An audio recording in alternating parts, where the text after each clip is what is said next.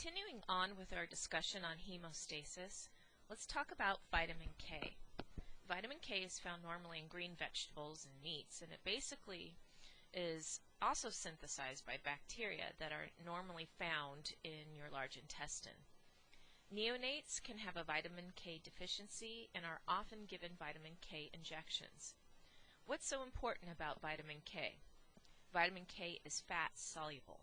In order to absorb it, you need your liver cells, your hepatocytes, to make bile.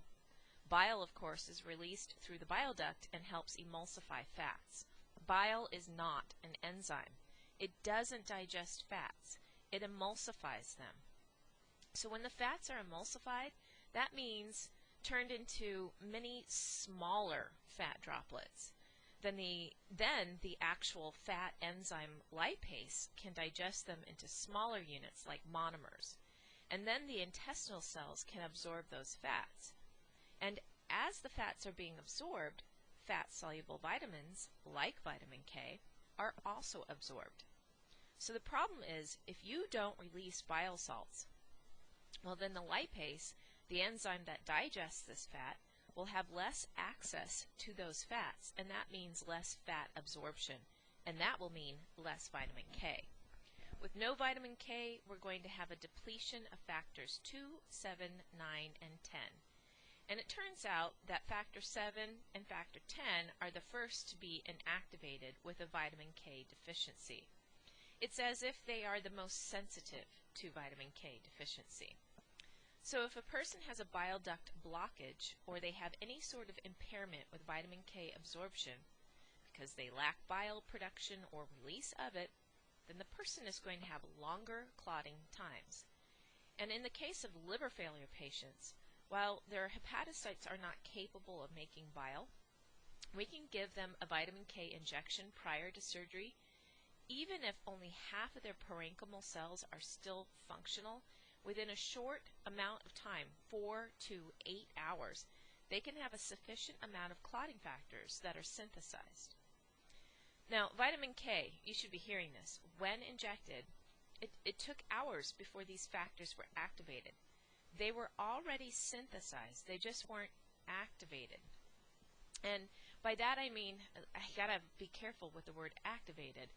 They weren't in a proper form that could be activated should the person need to be clot or need a clot. Vitamin K needs to be kept in a reduced form in order to activate these factors, and again, by activate, make them in a form where they could be activated in the blood. So that's why it didn't take very long for the factors to be, quote, activated once we injected the vitamin K. It wasn't instantaneous though. It's not like heparin where we injected and instantly there was anticoagulation going on. So vitamin K is not instantaneous. So how does vitamin K get tied in with Coumadin or coumarin or warfarin? Well, I'd like to tell you a little bit of the history of coumarin. The history of coumarin as an anticoagulant dates back to the 1920s when a scientist named Schofield described the sweet clover disease that had been plaguing cattle in North Dakota and Alberta, Canada. This disease was characterized by severe bleeding tendency, which Schofield showed to be caused by feeding the cattle improperly cured sweet clover hay. The hay contained a toxic substance that interfered with the normal blood clotting mechanisms. Schofield was able to reproduce this syndrome in rabbits fed with the same spoiled fodder. Shortly thereafter, another scientist was able to show that the clotting defect was due to a prothrombin deficiency and that the toxic agent in the hay was probably a decomposition product of coumarin. Anyway, in the end, they actually isolated the actual component in the spoiled sweet clover, and it was named bis-hydroxycoumarin.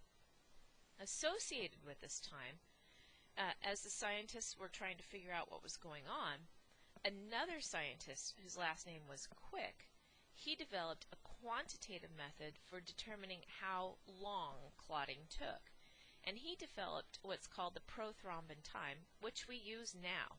We use a modified version of that test to assess a patient who is on Coumarin. Now, Coumarin does not work instantaneously. You cannot put Coumarin in a test tube with blood and think that it's going to work as an anticoagulant. Coumarin has to go to the liver. It will compete for the enzyme that keeps vitamin K in its reduced form. It will bind to what is vitamin K's binding site of that enzyme and therefore block vitamin K from entering that active site. That means vitamin K is going to be oxidized, and that means it won't be able to put clotting factors 2, 7, 9, and 10 into a form where they could be activated if necessary. This takes a long time for it to work, about 24 to 48 hours. Why? Well, you already have vitamin K, a high amount of it stored in the liver. It's going to take some time for Coumarin to block all of the vitamin K from reaching its binding site in this enzyme that reduces it. So when a patient has shown a tendency to clot and they're in the hospital and they're on heparin, a few days prior to their discharge, the physician will wean the patient off of heparin and introduce Coumarin. Coumarin can be taken by the mouth, so this is a drug of choice to send the patient home on. Very easy for them to keep their clotting times longer, less likely to clot. Anyway, it just takes some time for it to work.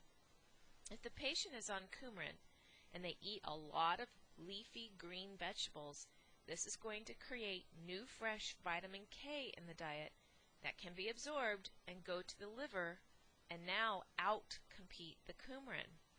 So now the patient who's on the Coumarin for good reason to lengthen their clotting times is now going to see their clotting times reduced. And they need to go in every other week to get their blood tests done, and then the doctor can adjust their Coumarin levels. This is going to be very frustrating if they're eating green leafy vegetables sporadically. So usually if a person eats a green leafy diet on a regular basis, then they can keep their Coumarin levels at a pretty normal constant state. But if they wax and wane in what they eat in their diet, 1 week they eat a lot of collard greens, the next 2 weeks they don't eat any greens at all, well, this can wreak havoc on their Coumarin dosage, and they might have to go back into the doctor's office frequently to readjust.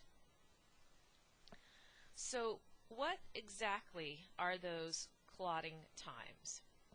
Well, we use the activated partial thromboplastin time, or APTT test, to assess the components of the intrinsic pathway. And we use the prothrombin time test, or PT test, to assess the clotting times for the extrinsic pathway. Again, if we see prolonged times, then this suggests that there is a deficiency in blood clotting. Or, in the case of a person on either Coumarin or heparin, we should see prolonged times because there is a reason why they are on those anticoagulants. Specifically, with the PT test, you basically add all of the ingredients for clotting except for factor 7, which would, of course, be in the bloodstream of the patient's blood that you are assessing. And if there is a sufficient amount of factor 7, then we should see clotting in 11 to 15 seconds. Again, the extrinsic pathway is very fast. The intrinsic pathway is assessed using the APTT test, and again we assemble different amounts of calcium and activated thromboplastin and a few other things, which is basically like platelet factor 3. And we see how long it takes for all of the intrinsic pathway clotting factors to assemble a clot.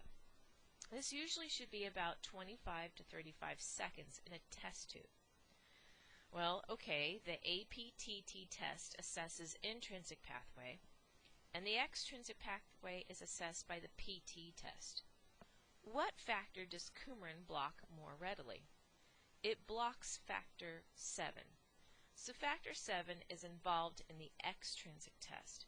This is the reason why a patient on Coumarin needs to go in on a regular basis to have their PT test performed to see if their clotting times are in the appropriate range. Again, They will be prolonged in Coumadin patients, but they don't want them too prolonged, right? With the APTT test, it's going to assess the intrinsic pathway, and I'll remind you that's going to assess a patient's clotting times on heparin. Heparin, I'll remind you, is used for binding to antithrombin 3, and it makes it a more powerful thrombin inhibitor. It also, this APTT test, could detect a deficiency of factor VIII, which is involved in hemophilia, but it also can detect the other factors involved in the intrinsic pathway as well.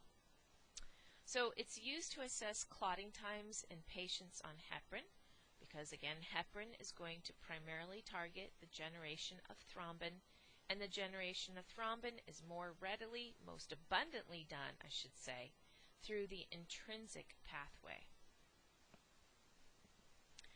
Here is just a little highlight of when those tests are done. They are done to assess a patient's anticoagulant therapy, either heparin or, in the case of PT tests, Coumadin.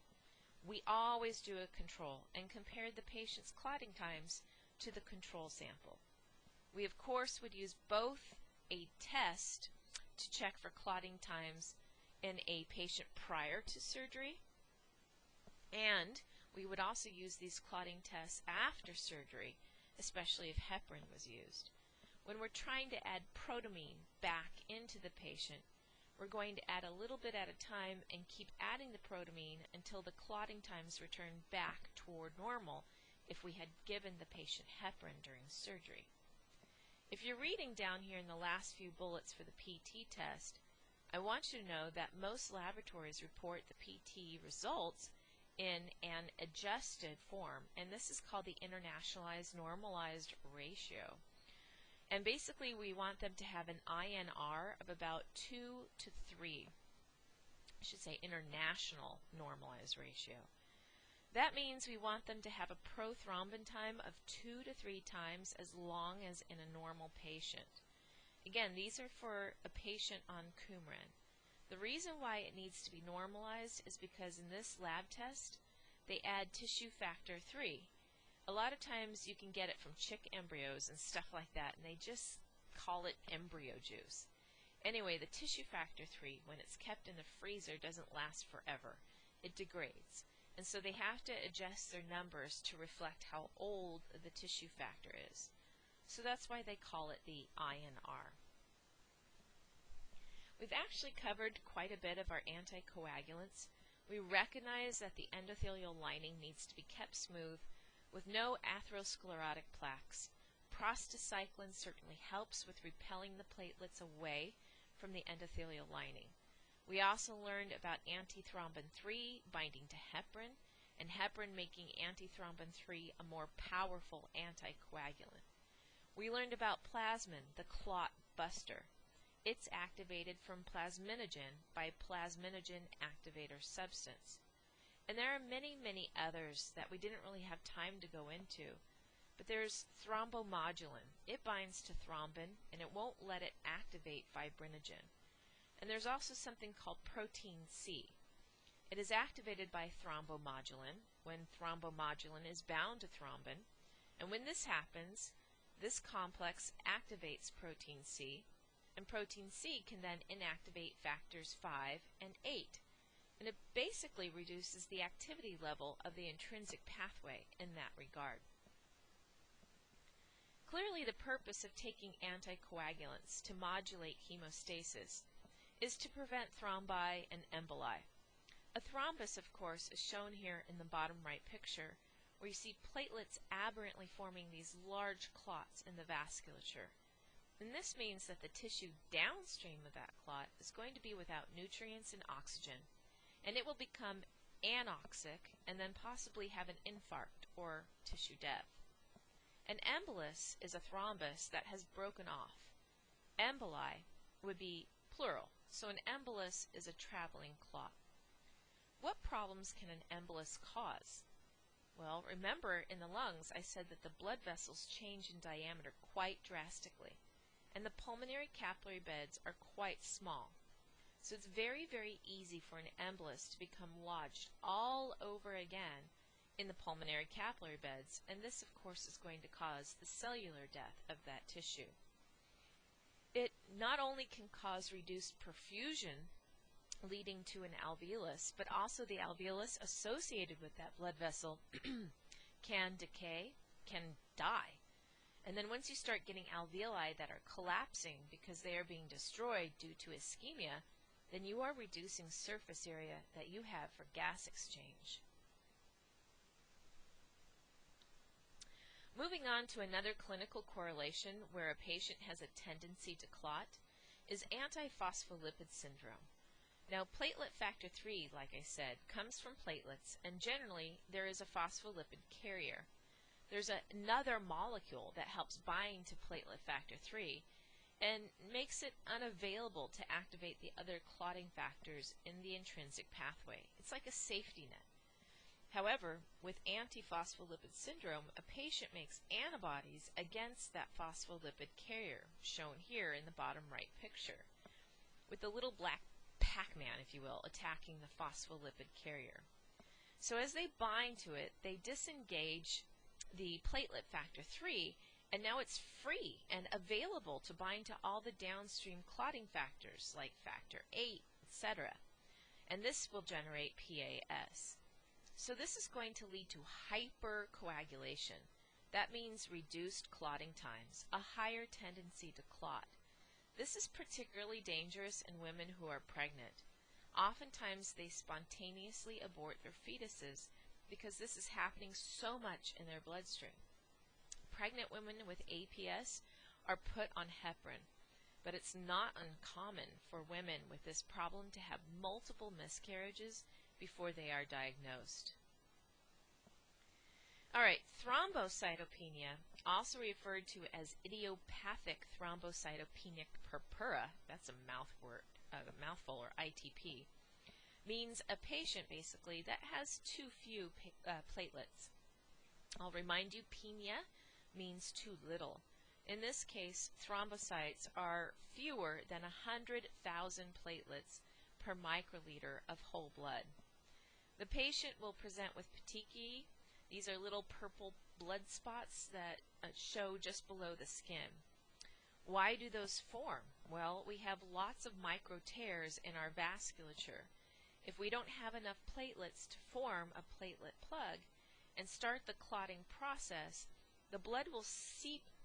If we don't have enough platelets to form a platelet plug and start the clotting process, the blood will seep out of the vessel and into the interstitial space, creating these tiny little red dots. The red dots, the petechiae, are larger, if they are larger than 1 centimeter, then we say they are purpura. We don't always know if there is a cause. This can just be spontaneous.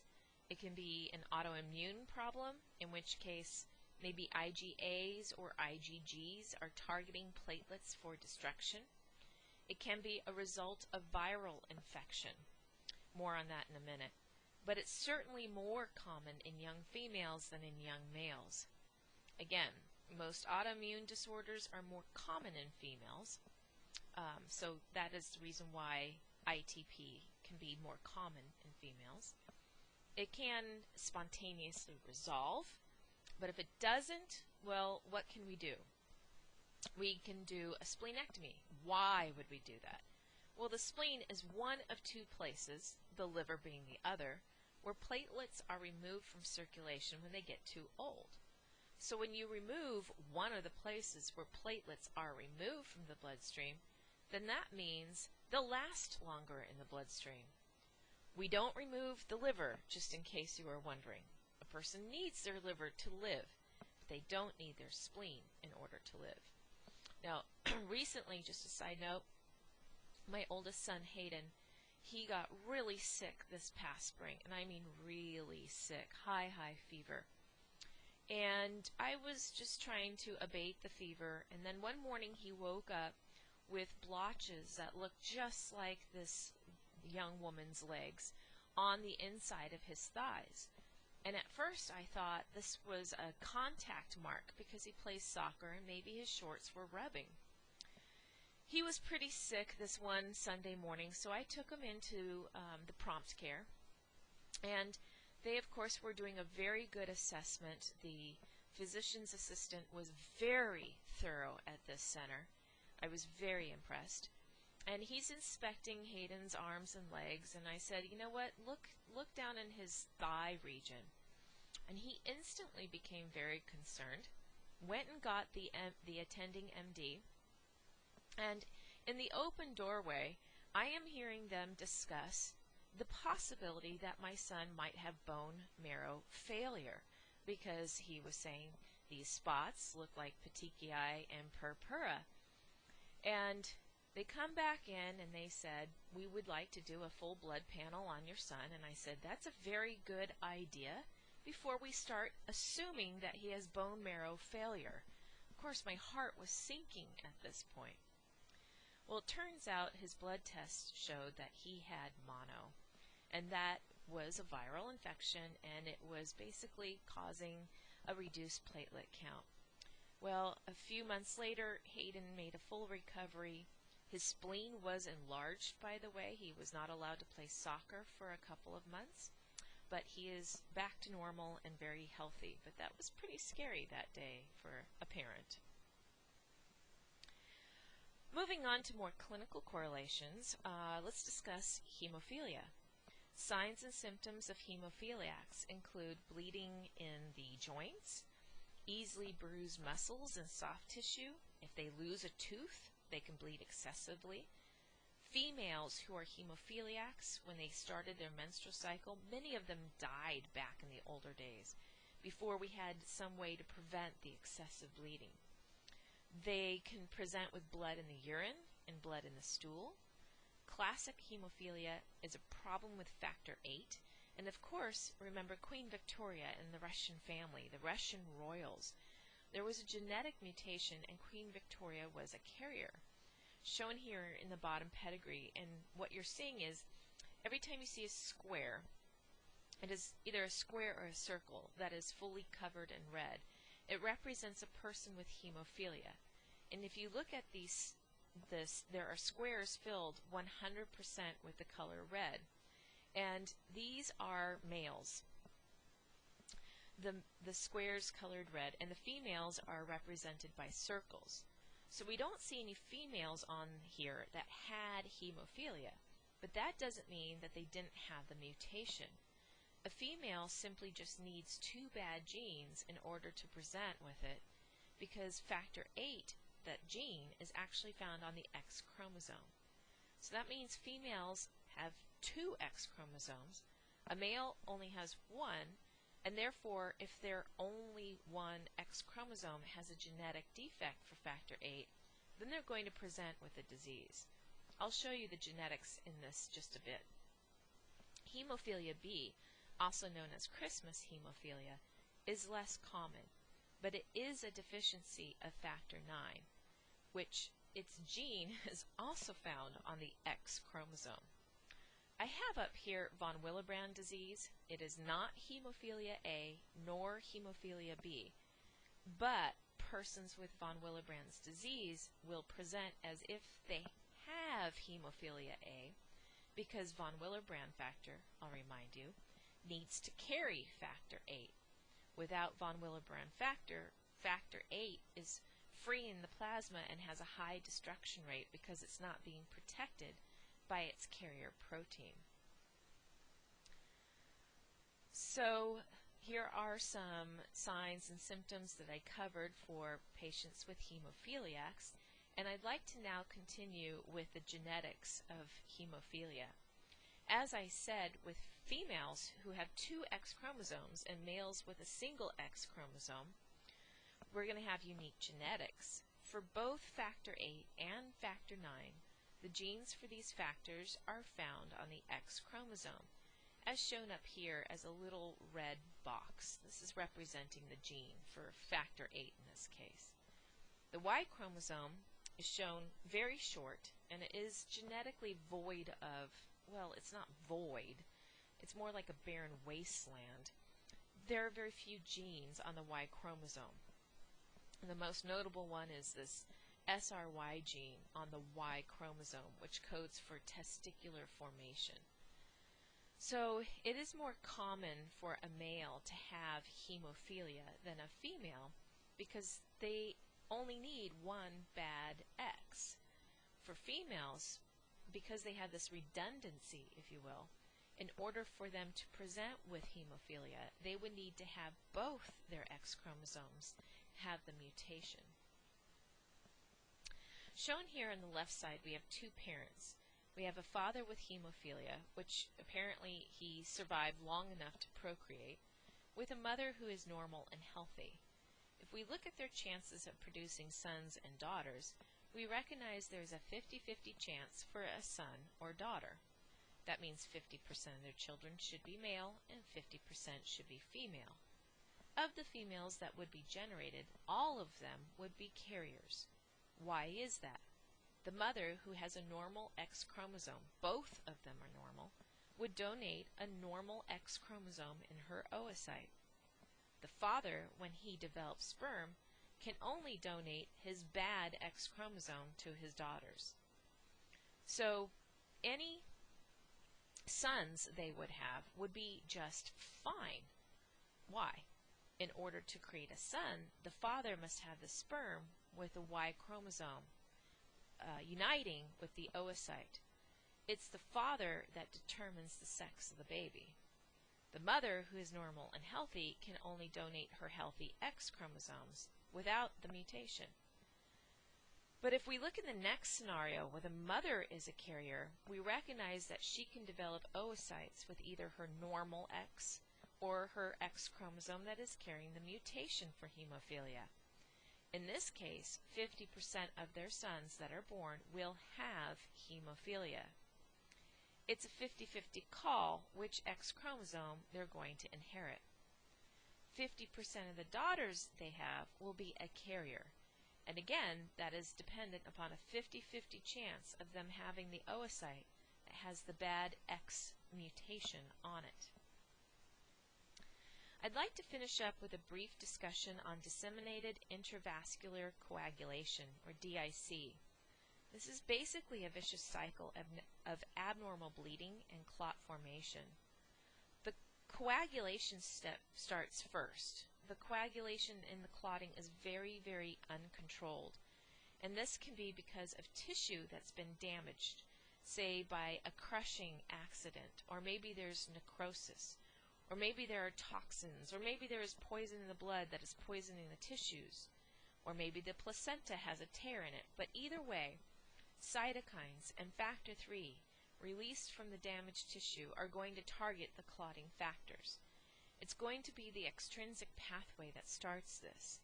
So you get the inflammation from the poisons from the blood targeting the tissue. The tissue starts to release its tissue factor 3, which is phospholipids and some proteins. And the next thing we know, we've got the extrinsic pathway forming a clot, and the extrinsic pathway will target the intrinsic pathway. And then we're going to get a lot of clot formation. Well, pretty soon, all those clotting factors are rapidly depleted, and the plasma starts to chew up the clot. Now, the next thing you know, you've got bleeding out into the tissues. So that's what I mean by abnormal clot formation and bleeding. There's a whole bunch of clot formation and then dissolution, and the person has no more clotting factors left to continue clotting, so they bleed out.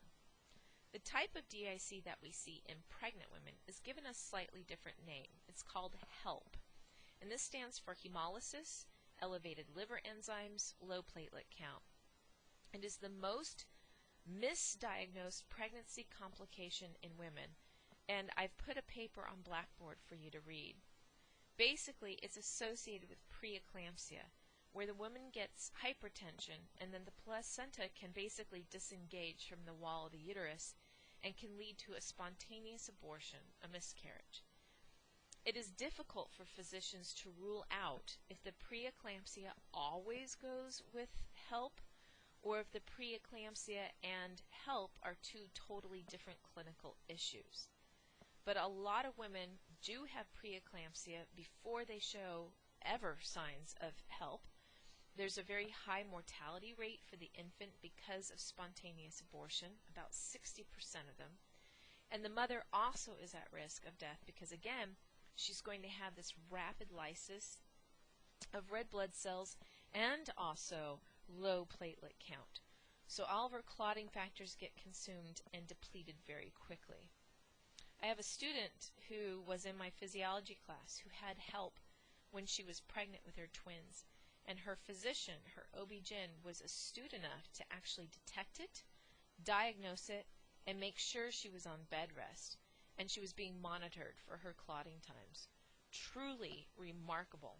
She's healthy, and her twins are healthy, and everything's good. Okay, that concludes our discussion on platelets. I believe I've covered everything here on our study guide. I hope you enjoyed that lecture. If you had me for physiology, it was largely review, but nonetheless, I hope you enjoyed hearing it again.